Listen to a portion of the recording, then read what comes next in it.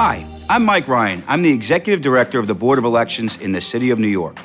Thank you for your participation in this training. Your role as an accessibility clerk is an essential part of our voting process. You are on the front lines ensuring that every voter has the opportunity to cast their vote at a poll site in an environment that is safe, dignified, and convenient. We cannot do it without you, so thank you. A poll site might have up to 3 different types of accessibility clerks on Election Day. The most common are the accessibility clerks, whose job is to make sure that voters can get through doorways that are difficult to enter independently. Accessibility clerks are also needed at some poll sites to operate elevators and direct voters to the voting area. And some sites have areas with low headroom or hard objects protruding from walls that voters might hit if they can't see them. In these locations, you'll be placing warning cones that help voters avoid these problems. But if the warning cone would narrow the accessible route to less than 32 inches wide, the poll site coordinator might station an accessibility clerk there to warn voters to watch their heads as they pass. But before we talk about those roles in more detail, let's talk about what you'll need to do at the beginning of the day, before the polls open. First, post all outdoor signage as shown on the schematic before the polls open.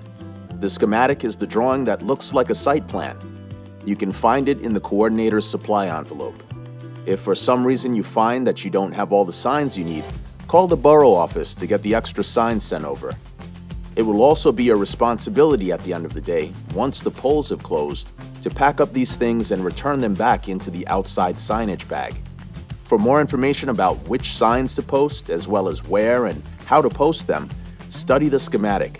It shows where all the outside signs are to be posted.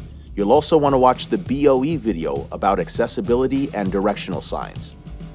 Next, you'll need to ensure that the outside entrance door is accessible to all voters.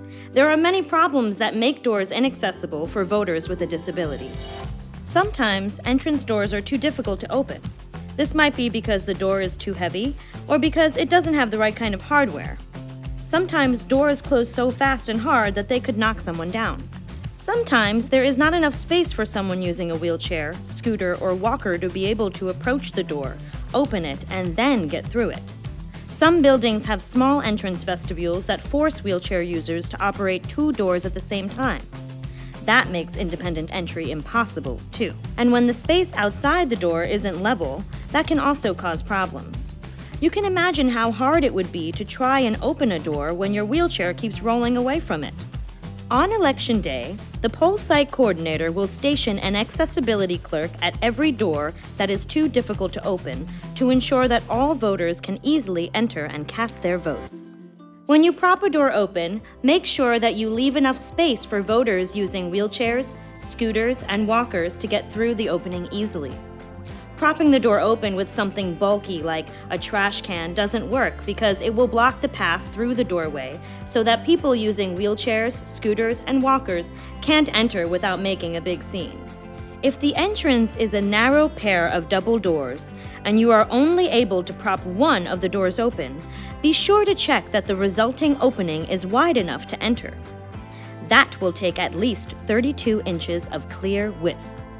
If you can't safely prop both doors open, and the open width of that single door is less than 32 inches, prop just one of the doors open, and an accessibility clerk, like you, will be stationed there to help open that second door when someone needs the extra width to get through.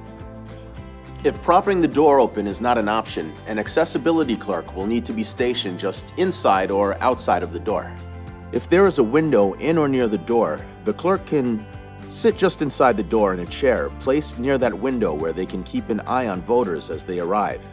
If you're that clerk, make sure that you can see all approaching voters, including voters who are little people or who use wheelchairs. Remember, you are stationed at that door because without your help, some voters with disabilities will be unable to enter the building. If the door can't be safely propped open and there is no window or only a small one, you'll be instructed to install a doorbell where it's shown on the schematic. If you have to do that, there are a few guidelines you must follow to make sure it's usable by the people who need it. When installing a doorbell, make sure that there are no obstructions between the voter and the doorbell button. Also, the button should not be installed higher than 48 inches off the ground, though a height of about 36 inches is preferred. You'll want to try to find a place for the doorbell button that is close to the door and has a level, clear space on the floor or ground where the wheelchair user can stop to operate the doorbell. This requires an open space that is at least 30 inches wide by 48 inches long. If room is available, a slightly larger space, say 36 inches by 60 inches, will allow scooter and large power wheelchairs to use them too. It's best to center the button on the long side of that open space, preferably right next to the clear floor space, but generally no more than 10 inches away. That open space also has to be in a location where the voter can press the doorbell and wait for the door to open without it hitting them as it swings past. Many wheelchair users can't reach beyond their toes, so don't mount the button on a recessed part of a wall, window, or column if the only way to reach it is over the end of the open space. Now that we've covered your preparation before the start of the day, let's talk about your responsibilities throughout the day. At some poll sites, accessibility clerks will be assigned to operate inaccessible elevators. Just getting the voter to the correct floor may not be enough to make their voting experience easy. If it's not obvious, you'll also need to make sure that they know which way to go once they exit the elevator. And finally, some sites will need an accessibility clerk posted at the entrance or exit too. If so, the poll site coordinator will assign them. This concludes our Accessibility Clerk Responsibilities training. You may have some additional assignments. Be sure to watch the rest of the accessibility training videos so you'll be ready to help when needed at your poll site. And we'll see you there for the next election. Thanks again for your service to the voters of the City of New York.